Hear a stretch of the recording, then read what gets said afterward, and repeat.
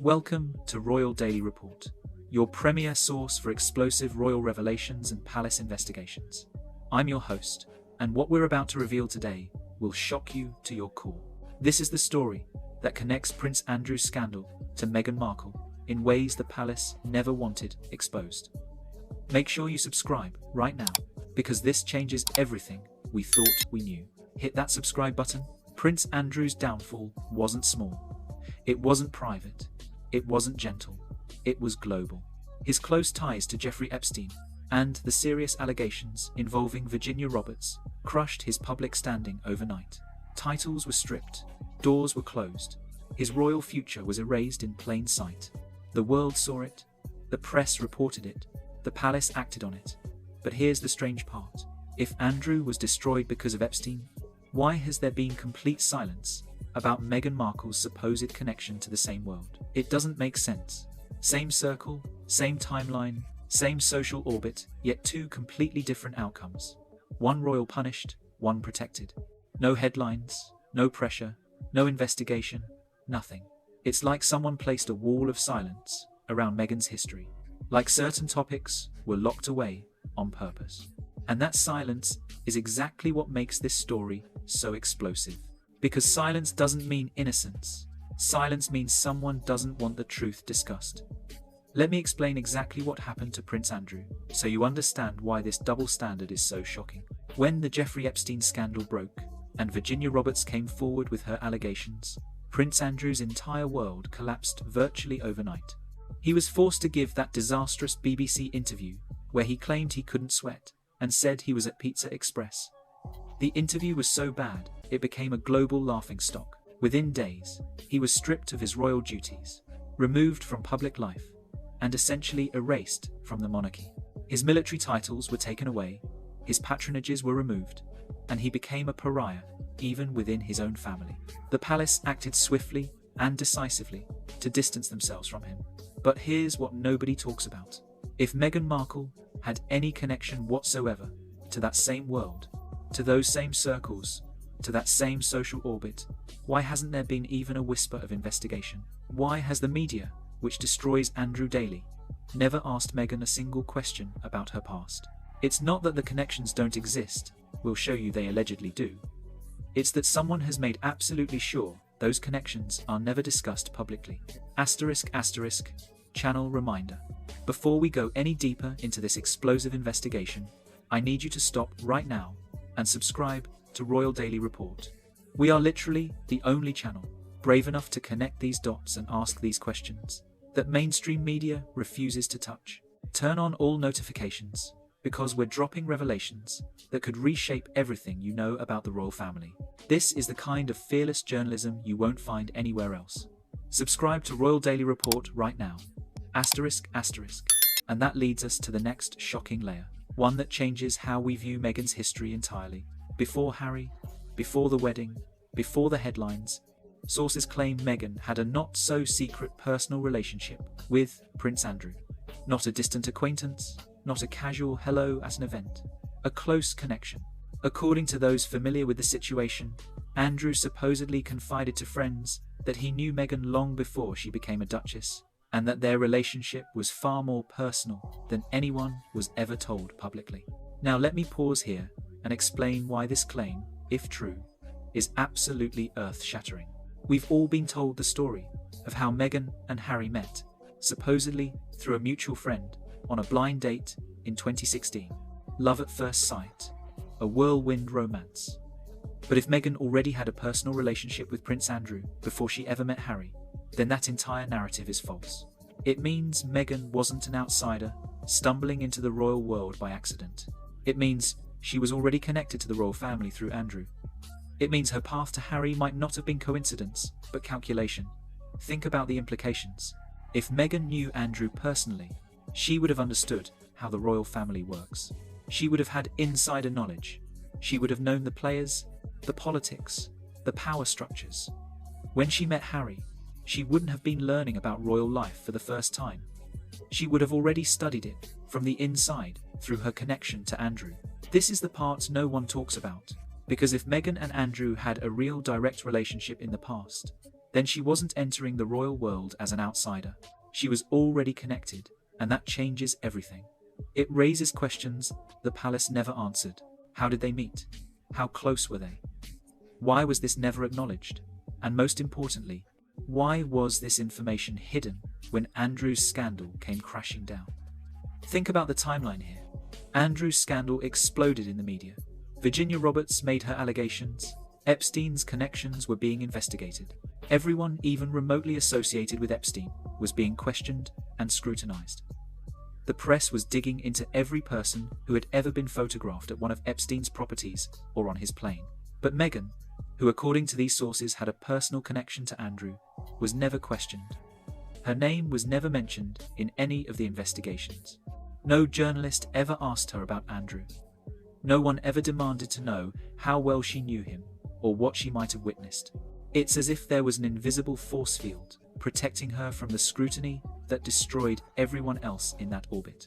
If Andrew fell because of his associations, and Meghan was supposedly part of that same circle, why did only one of them take the hit? Was someone protecting her? Was the palace afraid of something bigger? Or was Meghan's history considered too dangerous to expose? Are you starting to see how deep this goes? This isn't conspiracy theory. We're connecting documented facts and asking logical questions that demand answers. Royal Daily Report is committed to investigating the stories that others are too scared to touch. If you appreciate journalism that doesn't back down from powerful people, subscribe to our channel right now. Hit that button, turn on notifications, and make sure you're part of our community demanding truth and accountability. Subscribe to Royal Daily Report now. Whatever the reason, this chapter of her past was sealed tight until now. And the next clue takes us somewhere unexpected, onto the water, into a world connected to Epstein, and right into the heart of the storm. When you follow a story like this, patterns matter, places matter, people matter. And in this case, one name becomes a key bridge. Karina Shuliak, Jeffrey Epstein's last known girlfriend. She stated publicly that the only time she flew on private planes or yachts were when she was with Epstein. Those trips weren't casual vacations. They were part of his private world, his inner circle, his controlled environment. Now, let me explain why Karina Shuliak's statement is so significant to this investigation. Shuliak wasn't just any girlfriend. She was with Epstein during his final years, the period when his activities were most secret and most controlled. When she says the only times she was on private planes or yachts were with Epstein, she's essentially describing the exclusive nature of that world. You didn't just stumble onto one of these yachts or private jets. You were invited. You were vetted. You were part of a select circle that Epstein controlled very carefully. These weren't public events or open parties. These were private gatherings in isolated locations where Epstein could control who was present and what happened. Now, here's where Meghan enters the picture. In 2014, photographs surfaced of Meghan on a yacht, placing her in the same elite exclusive lifestyle space that Shuliak described, a space closely tied to Epstein's world. Not a public cruise, not a charity event, a private yacht. And when you connect that to Meghan's supposed past relationship with Andrew, the picture becomes even more unsettling. Same timeline, same social circles, same power environment. Let me be very clear about what these yacht photos mean. We're not talking about Meghan going on a celebrity cruise or attending a public yacht party that anyone could join. We're talking about private yacht gatherings, the kind where you need to be invited by very specific, very powerful people. The kind of yacht parties that are never advertised, never photographed by paparazzi unless someone leaks the images, and never discussed publicly. These are gatherings of the ultra-wealthy and powerful elite. And Meghan being present at these events in 2014, before she was famous, before she married Harry, when she was just a mid-level actress on a cable show, raises obvious questions. How did she get invited? Who brought her? What was her role at these gatherings? This doesn't look like coincidence. It looks like proximity. And proximity matters, especially when a scandal later explodes and one person falls while the other walks untouched. If Andrew was destroyed because of his presence in that world, then Meghan being anywhere near that orbit raises the question, what did she know? And why wasn't this ever discussed? We're connecting evidence that no other channel will touch, And this is exactly why Royal Daily Report exists. While mainstream media protects certain people and destroys others, we ask the hard questions about everyone. If you believe in equal accountability regardless of how famous or powerful someone is, you need to subscribe to our channel right now. Hit that subscribe button, turn on all notifications, and join thousands of viewers who refuse to accept selective justice. Royal Daily Report, where the truth applies to everyone. Subscribe now. The yacht is more than a photo. It's a doorway into a chapter of Meghan's life that was never explained, never questioned, and never addressed publicly. And that silence is where the real story begins. Because the closer you look, the more it becomes clear. Meghan wasn't just standing near the storm, she was standing inside it. As Prince Andrew's scandal exploded, one name stood at the center of it all: Virginia Roberts. She was not a reporter, not a commentator, not an outsider. She was the woman whose allegations helped bring Andrew's world crashing down. And according to claims, Virginia didn't just want powerful men questioned. She supposedly wanted Meghan Markle called as a witness. Not because Meghan was a celebrity, not because she married Harry, but because, as the claim suggests, Meghan was considered a close past associate of Prince Andrew. That phrase carries weight. It means someone believed Meghan wasn't a stranger to Andrew's private world. It means she may have been present, aware, or at least nearby during parts of his life that later came under international scrutiny. The reasoning behind this supposed request was simple. If Meghan had a personal relationship with Andrew before Harry, she might have seen things, heard things, been around the environments others only whispered about. And here's the most unsettling part. If Meghan truly had nothing to do with that world, why would her name even be considered in the first place? Witnesses aren't chosen randomly. Witnesses are chosen because they might know something. But when the legal storm hit and the pressure mounted, Meghan was never called. Her name disappeared. Her connection was never brought up publicly again. Let me explain how witness lists work in these kinds of high-profile cases, because this is crucial to understanding what's being alleged here. When lawyers build a case, especially in cases involving powerful people and potential criminal activity, they create extensive lists of potential witnesses. These aren't random names. These are people who might have relevant information, who were present at certain events, who had relationships with the key figures, or who might have witnessed activities that are being investigated. The fact that Meghan's name supposedly came up as a potential witness means that investigators or lawyers believed she had some knowledge or connection relevant to Andrew's case. You don't get your name on a witness list just because you're famous. You get on that list because you might have evidence or testimony that matters. It was as if someone erased that chapter of her life, and instead of answers, the world got silence. But silence doesn't erase history. Silence only buries it. And the deeper you go, the clearer it becomes that Meghan wasn't just dropped into royal life. She was already touching the edges of elite power before she ever met Prince Harry. This investigation keeps getting more explosive with every revelation, and Royal Daily Report is walking you through every piece of evidence, step by step. If you're not subscribed yet, you're making a huge mistake. We're building the most comprehensive investigation into Meghan Markle's hidden past that's ever been assembled. Subscribe right now, turn on notifications, and make sure you don't miss a single episode as we continue uncovering the truth. Royal Daily Report. Fearless, thorough, unstoppable. Subscribe now. Which brings us to the next turning point: how Meghan got into those circles in the first place. When Meghan moved to Toronto to film Suits, she wasn't yet a household name. She wasn't royal. She wasn't global. She was a working actress with ambition, but without access to the world's most powerful rooms. That changed fast. According to sources, something significant happened when she arrived. Marcus Anderson entered her life, a senior figure connected to Soho House, the private exclusive network known for high-profile members, secret events, and elite connections. Now let me explain who Marcus Anderson is and why his role in Meghan's rise is so significant. Soho House is not just a fancy club, it's a global network of private, members-only establishments, where the rich, famous, and powerful gather away from public eyes. You can't just pay to join Soho House. You have to be recommended and approved. It's deliberately exclusive, deliberately secretive, and deliberately designed to facilitate connections between powerful people. Marcus Anderson wasn't just a member, he was a senior figure in the organization, which means he had enormous influence over who got access and who didn't. He was essentially a gatekeeper to one of the most exclusive networks in the world. Anderson didn't just meet Meghan, he supposedly recruited her. He introduced her to the highest levels of Toronto society. He opened doors most people never even see. Through him, she reportedly connected with influential figures, including Jessica Mulrooney, and expanded into circles linked to New York's wealth and power. This wasn't random socializing. This was positioning. One introduction led to another. One circle led to the next.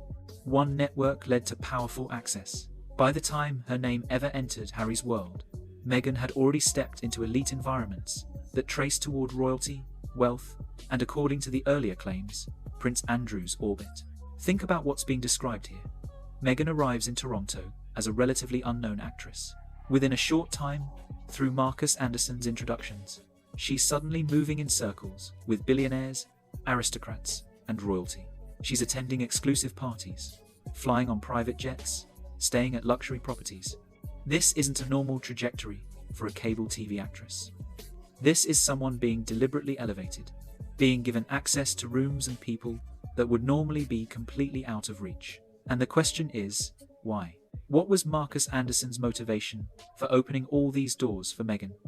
What was Meghan offering in return? And who ultimately benefited from her rapid rise through these exclusive circles? Her rise wasn't overnight. It was constructed, and the closer she got to power, the more her path began to intersect with names that would later become explosive. We're past the halfway point of this investigation, and if you haven't subscribed to Royal Daily Report yet, I honestly don't know what you're waiting for. We've just laid out a pattern of connections, relationships, and access that completely contradicts the official story we've been told about Meghan Markle. No other channel is doing this level of detailed, evidence-based investigation. Subscribe right now, turn on all notifications, and help us spread this information by sharing this video. Royal Daily Report needs your support to continue this fearless journalism. Subscribe now. But here's where the story takes a darker turn. Because according to sources, Harry wasn't Meghan's first royal focus. Someone else was, someone older, someone already inside the palace, someone tied to Epstein, Prince Andrew. Before Harry ever entered the picture, sources claim Meghan had her eyes set on Prince Andrew, not as a mentor, not as a friend, but supposedly as a romantic and strategic target. This changes the story. It suggests Meghan wasn't just drifting through elite society. She was aiming upward, calculating, choosing, positioning herself for proximity to titles, status, and royal access. But standing between Meghan and Andrew was one woman, Sarah Ferguson. Fergie wasn't just Andrew's ex-wife. She was his gatekeeper, his long-standing ally, and a protector of his royal space. And according to the claim, Fergie blocked Meghan from getting close enough to Andrew to pursue anything further. Let me explain why Sarah Ferguson's role here is so important. Even though Fergie and Andrew were divorced, they maintained an extremely close relationship. So close that they continued living together for years after their divorce. Fergie understood Andrew, his weaknesses, his patterns, and the kind of people who tried to use him for access to royal connections. If Fergie saw Meghan as a threat or as someone trying to manipulate Andrew for personal gain, she would absolutely have intervened.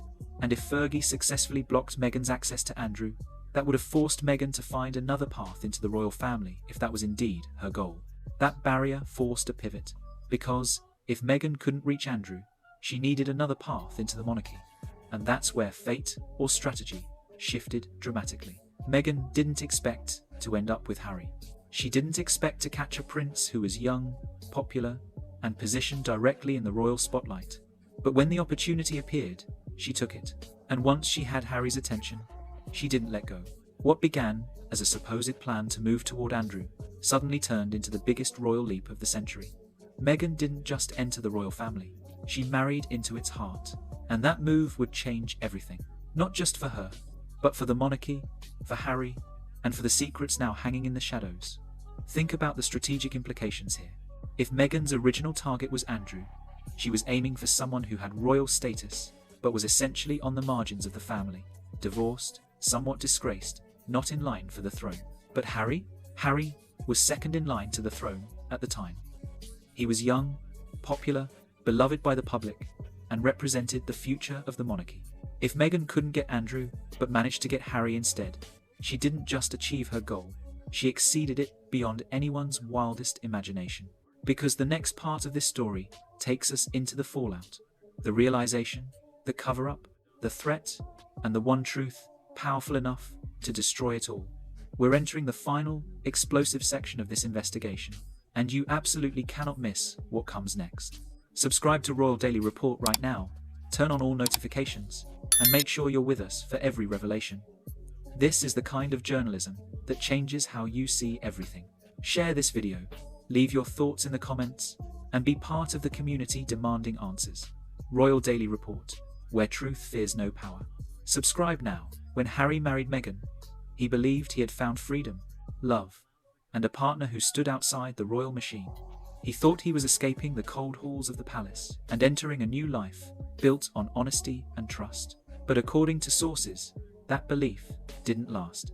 As time passed, whispers began to reach him. Quiet comments, old stories, hidden connections, mentions of Meghan's past linked to Prince Andrew long before Harry ever met her. At first, he refused to believe any of it. He defended her. He protected her. He cut himself off from the family who tried to warn him. But eventually, something changed. According to claims, Harry didn't just hear the rumors. He finally accepted what he didn't want to face. He realized the royal family's warnings weren't jealousy, control, or cruelty. They were truth. And that truth supposedly hit him hard. Sources say Harry became disgusted, distant, and overwhelmed. Barely able to look at Meghan without remembering the past she never disclosed. He felt trapped in California, far from his family, far from home, tied to a marriage now filled with questions. Imagine being Harry in this situation. You've given up your royal life, your family relationships, your country, your military career, everything, for a woman you believed was your soulmate. You defended her against your own family. You burned bridges with your brother and father to protect her. You wrote a memoir attacking your family for not accepting her. And then you learn that before she ever met you, she was supposedly connected to your uncle Andrew, the same uncle whose scandal brought shame on the entire family. You learn that she might have been in the same social circles as Epstein. You learn that your family tried to warn you, but you wouldn't listen. The betrayal wouldn't just be about her past. It would be about the realization that you destroyed your own life based on lies. For Harry, this wasn't just a scandal, it was betrayal. Because if Meghan had a personal connection to Andrew, and had once aimed for Andrew instead of him, then Harry wasn't chosen for love. He was chosen for usefulness. And that realization, according to the claims, shattered him.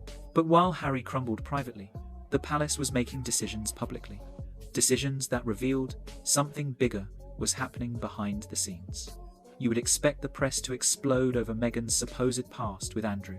You would expect headlines, investigations, and non-stop coverage, especially after the Epstein scandal destroyed Andrew's reputation. But none of that happened. Instead, the palace and the media remained silent, completely silent. According to the claims, that silence wasn't accidental, it was strategic. The palace had three major fears. 1. Harry's mental state. If the truth came out publicly, it could break him completely. The monarchy didn't want a prince collapsing in front of the world. 2. A second Epstein explosion. If Meghan was tied, even loosely, to the same orbit that took Andrew down, the monarchy could face a scandal far bigger than the first. 3. Structural collapse. If the public discovered Meghan's supposed past connection to Andrew, the palace could look reckless, careless, and incompetent for letting her into the royal family in the first place. So instead of exposing the truth, they buried it. No statements, no questions, no investigation. Meghan was protected. Not because she was innocent, but because exposing her could burn the entire monarchy. And while the palace built a wall of silence, one person on the inside refused to stay quiet forever. A man with nothing left to lose, Prince Andrew. Imagine falling alone. Imagine watching your reputation destroyed.